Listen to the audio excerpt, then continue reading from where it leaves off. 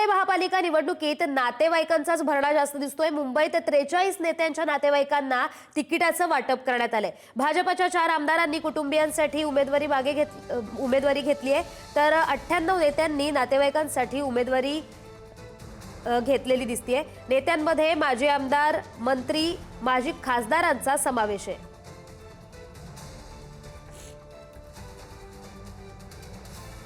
तर कोणत्या नेत्याच्या नातेवाईकाला तिकीट मिळाले ते पाहूया। मंत्री गणेश नाईक यांचे पुतळे सागर आणि सून वैष्णवी यांना तिकीट मिळाले। भिवंडीमध्ये भाजपा आमदार महेश चौगुले यांचा मुलगा मीत चौगुले याला सुद्धा उमेदवारी मिळाली आहे। भाजपा आमदार सुलभा गायकवाड यांच्या जाऊ मनीषा गायकवाड यांना सुद्धा उमेदवारी मिळाली आहे। भाजपा आमदार नरेंद्र मेहता यांची भावजे डिंपल मेहता यांना सुद्धा उमेदवारी मिळाली आहे। शिवसेना आमदार राजेश मोरे यांचा मुलगा हर्षल मोरे यांना सुद्धा उमेदवारी मिळाली आहे। माजी मंत्री कपिल पाटील यांच्या पुतणे सुमित पाटील यांना सुद्धा उमेदवारी मिळाली आहे।